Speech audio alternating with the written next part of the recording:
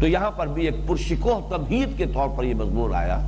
وَلَقَدْ أَرْسَلْنَا نُوحًا وَإِبْرَاهِيمَ وَجَعَلْنَا فِي ذُرِّيَّتِهِمُ النُّبُوَّةَ وَالْكِتَابَ۔ لیکن اب یہ جو دوسرا ٹکڑا اس آیت مبارکہ کا، یہ گویا کہ ایک ضمنی مضمون ہے، لیکن یہ بھی بہت اہم مثال ہے۔ جیسا کہ میں نے کئی مرتبہ عرض کیا ہے، قرآن مجید میں اہم ترین مضامین ضمنی طور پر آتے ہیں۔ وَجَعَلْنَا فِي ذُرِّيَّتِهِمُ النُّبُوَّةَ وَالْكِتَابَ، ہم نے رکھ دی انہی کی اولاد میں، انہی کی نسل میں، ان دونوں کی اولاد، ذریت ہما۔ یہ ہما جو ہے ضمیر مجرور، یہ تثنیہ کی ہے۔ نوح اور ابراہیم کو ہم نے بھیجا اور ان دونوں کی نسل میں ہم نے رکھ دی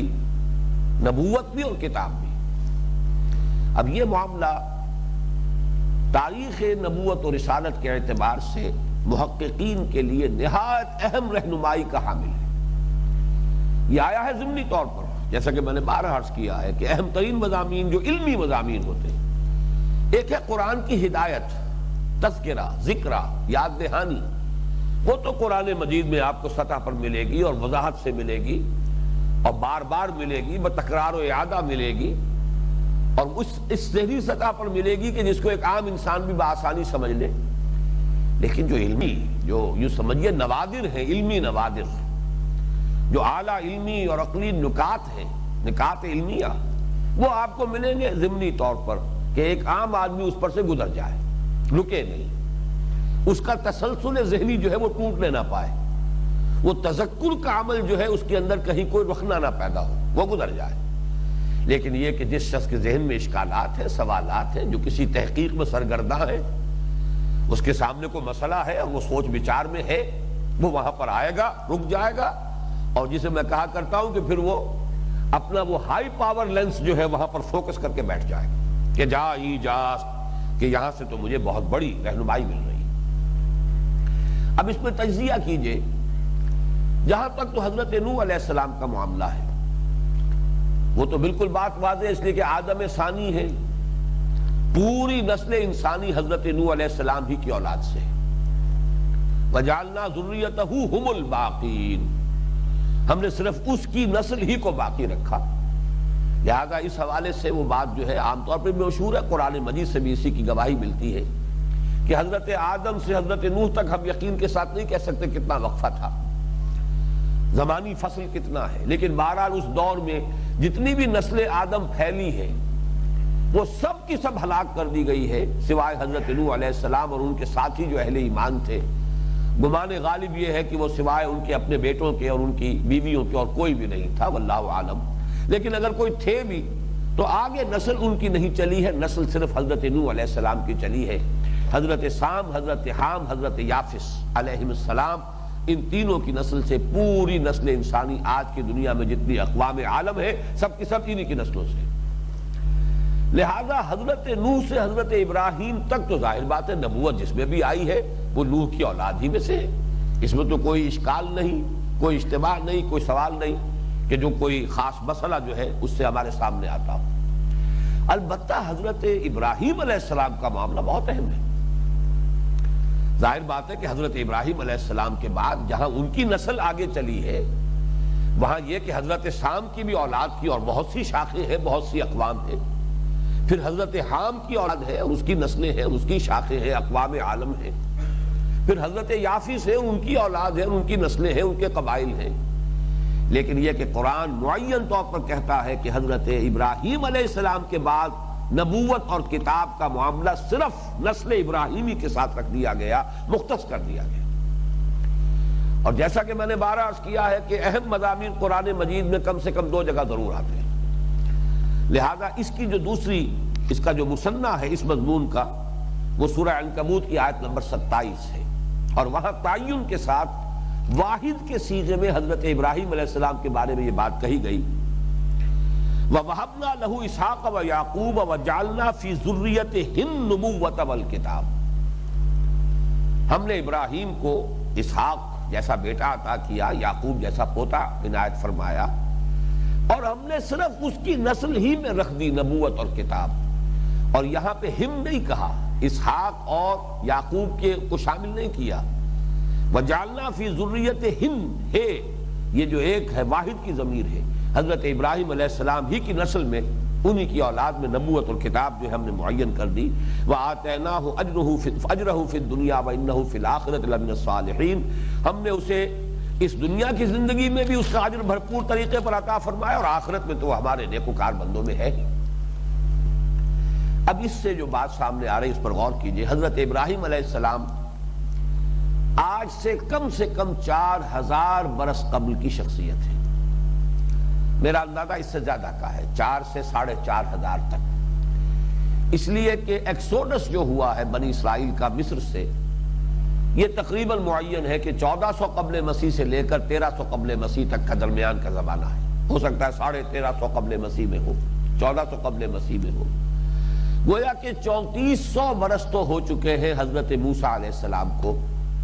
اب ان سے پہلے کئی 100 برس گزرے ہیں حضرت یوسف علیہ السلام اور حضرت موسیٰ علیہ السلام کے مابین، کہ جس کے دوران یوں سمجھئے کہ صرف 70-72 افراد کا قافلہ جو داخل ہوا تھا مصر میں، وہ 12 لاکھ کی تعداد میں نکلا ہے مصر سے۔ اب اس میں وقت لگا ہے، یہ میں سمجھتا ہوں کہ کم سے کم 500 برس کا معاملہ ہے، جن میں سے 200-250 برس ان کے بڑے عیش و آرام میں گزرے ہیں، جیسے کہ پیر زادے ہوتے ہیں، اس لیے کہ حضرت یوسف علیہ السلام سے جو عقیدت ہو گئی تھی اس وقت کے شہنشاہ مصر کو، اس کے نتیجے میں، اور کچھ دوسرے اس کے تاریخی عوامل اور بھی تھے، چونکہ وہ ہکسوس کنگز تھے، وہ اصل قبطی النسل لوگ نہیں تھے، بلکہ وہ کہیں عرب ہی کے علاقے سے آئے تھے، لہذا انہیں ضرورت تھی کہ کوئی جو ایسی قوت یہاں موجود رہے کہ جو یہاں کی لوکل پاپولیشن جو ہے قبطی نسل، اس کے لیے گویا کہ کاؤنٹر ویٹ کی حیثیت سے، جیسے آج بھی ضرورت محسوس ہوتی ہے حکمرانوں کو، تو یہ اس کی ایک سیاسی مصلحت بھی ہو سکتی ہے۔ دوسری طرف حضرت یوسف کی گرویدگی، عقیدت مندی کا بھی یہ اس کا نتیجہ تھا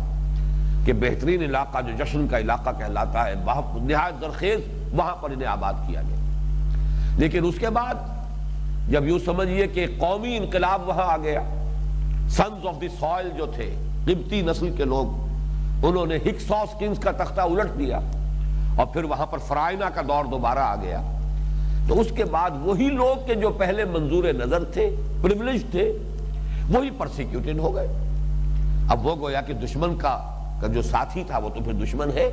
سابقہ حکمرانوں کے جو منظور نظر تھے،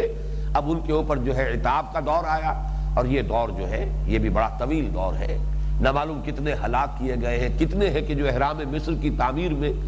وہ گویا کہ پس گئے ہیں، سرما بن گئے ہیں، بڑی بڑی چٹانیں ان کے اوپر گری ہیں، کتنے ہی وہ ان کی نسل ایسی ہے کہ 2 مرتبہ تو دور قرآن مجید سے ثابت ہوتا ہے کہ ان کے بیٹوں کو قتل کر دو، صرف بیٹیوں کو زندہ رکھو۔ اس کے باوجود 12 لاکھ کی تعداد ہے جو ایکسوڈس کے وقت خروج جو ہوا ہے مصر سے، اس میں 12 وقت گزرا ہے۔ اس میں جو بات عرض کرنے کی ہے وہ یہ ہے کہ ان 4-4,500 سالوں کے دوران، اور یہ بھی بات واضح ہے کہ جہاں تک ہماری تاریخی معلومات کا تعلق ہے وہ اس دور سے زائد ہے ہی نہیں، میکسیمم 5000 برس کی تاریخ جو ہے آج تک انسان اس کی تحقیق کر پایا ہے۔ یہ موہنجو دڑو ہو یا ہڑپا ہو، یہ 2 قصبے تو یوں سمجھیے کہ پاکستان میں ہے۔ میرے نزدیک تیسرا علاقہ ہندوستان کا وہ ہے جو مشرقی پنجاب میں، جسے اب ہریانہ کہا جاتا ہے، یہ بھی اسی دور کی تہذیب ہے۔ یہی دور ہے کہ جو یہ مصر میں اور عراق کے اندر انسانی تہذیب کے آثار ملتے ہیں۔ اس سے زیادہ پرانی تاریخ جو ہے ابھی تک ہمارے جو ذرائع ہیں عام تحقیق کے اور اکتشافات کے، وہ اس سے آگے نہیں پہنچ پائے۔ لیکن ان 4,000-4,500 سالوں کے دوران نبوت کا معاملہ صرف نسل ابراہیمی میں ہو سکتا ہے ان 2 آیات کی روح سے۔ یہ ہے در حقیقت کہ جو ایک بہت بڑا مسئلہ پیدا ہوتا ہے۔ ایک طرف قرآن یہ کہتا ہے کہ وَإِن مِّن قَرْيَةٍ إِلَّا خَلَا فِيهَا نَذِيرٌ، کوئی ایسی بستی نہیں ہے کہ جس میں کوئی نہ کوئی خبردار کرنے والا نہ گزرا ہو۔ یہ سورہ فاطر کی آیت نمبر 24 ہے۔ پھر سورہ رعد میں فرمایا وَلِكُلِّ قَوْمٍ ہَادٍ، ہر قوم کے لیے ہم نے ہادی بھیجے۔ اب یہ کیسے اس کو ان دونوں کے مابین مطابقت کیا ہو، یہ ایک بڑا ایک علمی مسئلہ ہے، ایک اشکال ہے۔ اس کا حل ایک تو یہ ہے کہ باقی دنیا کی جتنی بھی تہذیبیں ہیں جو ہمیں مثلا چین کی تہذیب نظر آتی ہے، بڑی قدیم تہذیب ہے، اور یہ ہمیں معلوم ہے کہ حضرت یافس کی نسل ہے جو آباد ہوئی ہے، چین ہے، روس ہے، سینٹرل ایشیا کا یہ علاقہ کہ جو وسطی جو سلسلہ کو ہے اس سے پرے جو آباد تھے، یا یہ یورپ کے جو میدانی علاقہ ہے، والگا کا علاقہ ہے، پھر ادھر سے نارڈک ریسز ہیں جو سے اتر کر پھر آئی ہیں مغربی یورپ کے اندر، یہ سب حضرت یافس کی نسل سے۔ اسی طریقے سے حضرت حام کی نسل میں ہند و سندھ، یہ ایران اور ہند اور سندھ ادھر، اور ادھر سے وہ جو شمالی افریقہ کا علاقہ ہے قبط اور سوڈان، یہ حضرت حام کی اولاد میں سے۔ حضرت سام کی اولاد ہے کہ جو اس ٹرائنگل میں نیچے اتر گئی ہے۔ میں اپنے دورہ ترجمہ قرآن میں بھی اس کی وضاحت کر چکا ہوں کہ آج کل کا جو علاقہ کردستان کہلاتا ہے، یہ حضرت نوح علیہ السلام کی قوم کا مسکن ہے، جس کو جزیرہ بھی کہتے ہیں۔ فرات اور دجلہ کے درمیان شمال میں جا کر وہ علاقہ کافی چوڑا ہو جاتا ہے۔ یہاں پر حضرت نوح علیہ السلام کی جو بعثت ہوئی ہے اور قوم وہاں اس وقت تک وہی آباد تھی۔ وہاں سے نیچے جنوب کی طرف جزیرہ نماء عرب تک جو قومیں اتر گئی ہے، یہ حضرت سام کی اولاد ہے۔ چنانچہ اس میں عراقی لوگ بھی آتے ہیں، شام کے لوگ بھی آتے ہیں، اور جزیرہ نماء عرب پورا کا پورا جو ہے اس کے لوگ بھی آتے ہیں۔ یہ حضرت سام کی اولاد ہے۔ تو جیسے حضرت ابراہیم سے قبل حضرت سام کی اولاد میں قرآن مجید تذکرہ کرتا ہے بار بار حضرت ہود کا، قوم ہود یعنی قوم عاد جن میں کہ حضرت ہود علیہ السلام بھیجے گئے، پھر قوم سمود جن میں حضرت صالح علیہ السلام بھیجے گئے، حضرت ابراہیم سے قبل کے ہیں۔ تو سامی نسل کے اندر بھی بہت سے انبیاء آئے ہیں، لہذا حضرت ابراہیم سے قبل حضرت حام کی اولاد میں اور حضرت یافس کی اولاد میں بھی انبیاء کا ہونا بالکل قرین قیاس ہے، لیکن چونکہ ریکارڈ موجود نہیں، لہذا ہمیں کچھ حکماء کا تذکرہ تو ملتا ہے۔ کنفیوشس کوئی بڑا حکیم انسان، دانا انسان تھا، لیکن یہ کہ نبوت اور رسالت کے ساتھ اس کا کوئی رشتہ تھا، کوئی تعلق تھا، یہ ہمارے اس کے لیے کوئی ثبوت موجود نہیں۔ اسی طریقے سے ہندوستان میں، اب جیسا کہ میں نے اس سے پہلے بھی عرض کیا ہے، غالباً دورہ ترجمہ قرآن میں زیادہ وضاحت سے بیان کیا ہے، ہندوستان کے ایک عالم دین شمس نوید عثمانی، انہوں نے کتاب لکھی ہے اور انہوں نے ایک نظریہ پیش کیا ہے جو بہت مدلل ہے، اور انہوں نے سابقہ جو ہندوستان کی پرانی کتابیں مذہبی ان کے حوالوں سے، سنسکرت کے اشلوکوں کے حوالے سے ثابت کیا ہے کہ حضرت نوح علیہ السلام کی نسل جو ہے اور حضرت نوح علیہ السلام کے ماننے والے مہانو کا تذکرہ جو ہے ان کے ہاں موجود ہے، اور منو کے نام سے وہ مخفف ہو جاتی ہیں چیزیں۔ تو مہانو جو ہے، نوح، بڑے نوح، دی گریٹ نوح، ان کا لفظ جو ہے وہ ہوتے ہوتے وہ منو ہو گیا، اور منو سمرتی جو ہے وہ ایک کتاب حضرت نوح علیہ السلام کو جو اللہ نے صحیفے دیے تھے، ان کو جو شریعت عطا کی تھی، گویا کہ اس کے جو بھی باقیات و صالحات ہے وہ وہاں پر اس شکل میں موجود ہے۔ یہ تمام چیزیں عین ممکن ہے، قرین قیاس ہے، کوئی شے قرآن مجید کی جو بنیادی ہدایت ہے اس میں ایسی نہیں ہے جو اس سے ٹکراتی ہے۔ اس کے علاوہ جیسا کہ میں نے عرض کیا ہے، ان 4500 سالوں کے دوران عین قرین قیاس ہے کہ حضرت ابراہیم علیہ السلام کی بھی کوئی نسل وہاں پہنچی ہو، اس کی کوئی شاخ پہنچی ہو، اس لیے کہ حضرت اسحاق علیہ السلام کے 2 بیٹوں کا تذکرہ آتا ہے، حضرت عیسی یا عیسو اور حضرت یعقوب، بلکہ حضرت یعقوب یہ دونوں توام پیدا ہوئے ہیں، جڑواں یہ بھائی تھے۔ پہلے حضرت عیسو یا عیس کی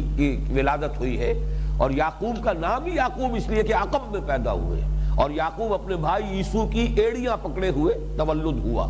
تو اس لیے عقب میں آنے والا یعقوب ہے۔ تو یعقوب کی نسل تو پوری، چونکہ بنی اسرائیل کی تاریخ جو ہے، انبیاء بنی اسرائیل، یہ تو ہمیں اولڈ ٹیسٹمنٹ کے ذریعے سے ملتی ہے، لیکن حضرت عیسی کا کیا معاملہ ہوا اس سے تاریخ جو ہے خاموش ہے۔ ان کی اولاد ادومی کہلاتی ہے، ادوم کا علاقہ، اور یہ ادومی کا لفظ جو ہے ہندوستان کے ناموں میں کثرت کے ساتھ ملتا ہے۔ تو کوئی عجب نہیں کہ حضرت عیسی کی نسل جو ہے وہ اس علاقے میں آ کر آباد ہوئی، اور ان میں بھی نسل کے اندر کوئی نبوت اور رسالت آئی۔ پھر یہ کہ جو last tribes of the house of Israel ہے، جو ایکسوڈس ہوا ہے 1400 قبل مسیح میں،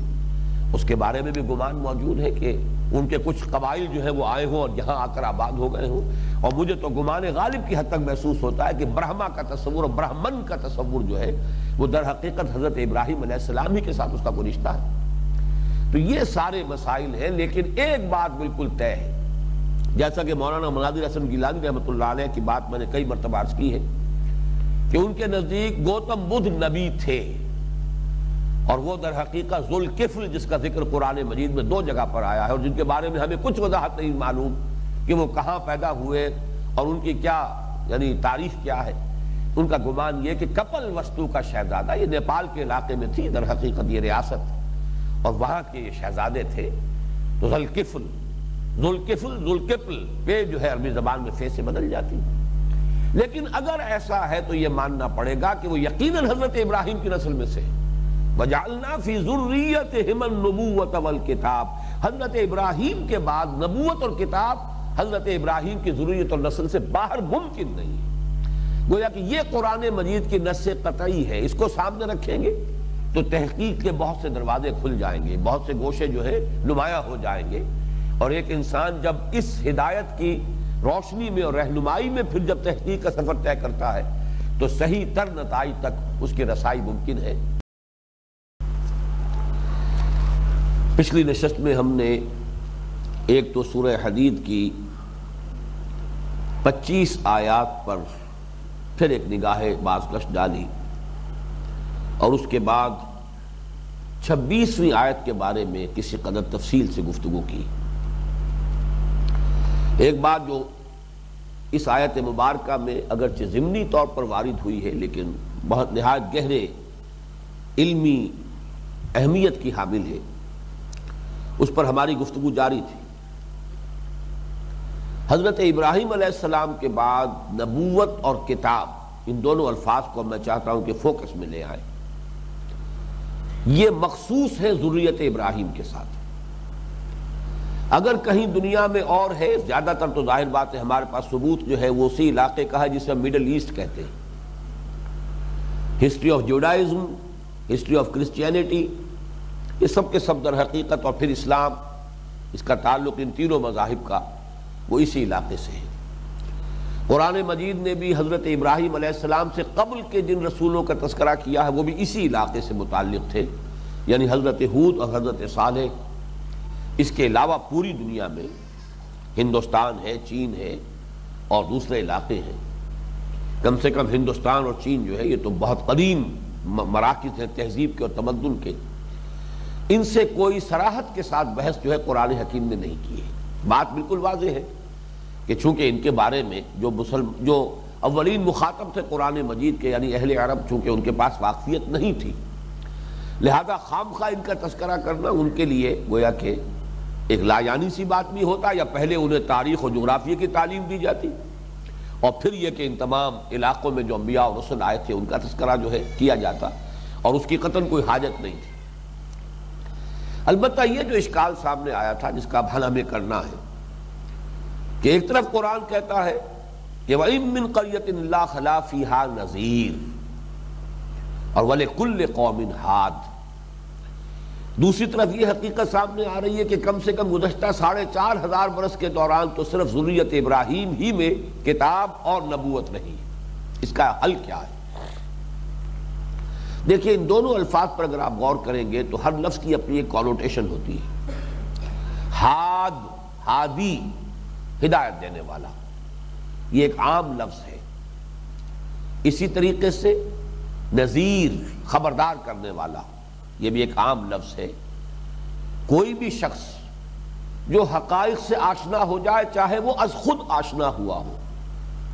جس کی ایک بڑی اہم مثال ہے جو قرآن مجید میں دے دی گئی ہے، اور وہ اس اعتبار سے بڑی اہمیت کی حامل ہے کہ اگر اس کا تذکرہ اتنی وضاحت اور صراحت کے ساتھ نہ ہوتا تو یہ اہم مضمون ہم پر منکشف نہ ہو سکتا. اور وہ حضرت لقمان، وہ نہ نبی تھے نہ رسول تھے، نہ کسی نبی یا رسول کے امتی ہونے کا کوئی ثبوت ہے. سلیم الفطرت، سلیم العقل انسان. اس سلیم الفطرت انسان نے اپنی عقل سلیم کی رہنمائی میں فکر اور غور اور سوچ بچار، اور جسے حدیث میں کہا گیا ہے التفکر والاعتبار، غور و فکر اور عبرت پذیری، اس کے نتیجے میں جہاں تک رسائی حاصل کی وہ بنیادی تعلیمات جو قرآن کی ہیں یعنی توحید، معاد، یہاں تک ان کی رسائی ہو گئی. اب ظاہر بات ہے کہ اس پر تیسری چیز وہی ہے نیکی اور بدی، جس کا امتیاز اور جس کی تمیز کا جو شعور ہے وہ اللہ تعالیٰ نے ہر انسان میں ودیت کیا ہے. لہذا نبوت اور کتاب یہ در حقیقت ہدایت خداوندی کی ایک معین شکل ہے. لیکن ہدایت خداوندی اور انذار جو ہے وہ صرف نبوت اور کتاب کے ساتھ وابستہ نہیں ہے، بلکہ ایک حکیم انسان، ایک دانا انسان اپنے غور و فکر کے نتیجے میں ان حقائق تک پہنچا ہو اور اپنے ان حقائق کے حوالے سے اپنی اس جو بھی علمی اور عقلی اس کی یافت ہے، رسائی جہاں تک ہوئی ہے، اس کے حوالے سے لوگوں کو خبردار کر رہا ہو، نیکی کی تلقین کر رہا ہو۔ یا بنی اقم الصلاۃ وامر بالمعروف وانہ عن المنکر واصبر علی ما اصابک، انذار بھی ہوگا، آخرت کی طرف توجہ بھی دلائی جائے گی، توحید کی تلقین بھی ہوگی، شرک کی مذمت بھی ہوگی، یا بنی لا تشرک باللہ ان الشرک لظلم عظیم۔ تو یہ تمام بنیادی حقائق جو ہے نبوت اور کتاب کے بغیر بھی نوع انسانی کی گویا کہ رسائی کے اندر ہے۔ اس حوالے سے مختلف حکماء اگر وہ صحیح فکر تک پہنچ گئے، توحید تک پہنچ گئے، ان کی رسائی ہو گئی، انہوں نے پہچان لیا کہ حیات دنیاوی جو ہے اس سے پوری تسکین نہیں ہو رہی، ذہن مطمئن نہیں ہو رہا، کوئی اور زندگی ہونی چاہیے، ہو کر رہے گی، اس حوالے سے انہوں نے انذار آخرت بھی کیا۔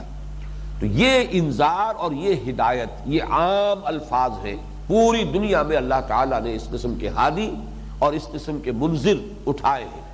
ضروری نہیں کہ وہ نبی ہو، لیکن نبوت اور کتاب شریعت سے در حقیقت عبارت ہے، واضح ایک ہدایت، یہ کرو یہ نہ کرو، یہ حرام ہے اور یہ تمہارے لیے واجب ہے اور فرض ہے۔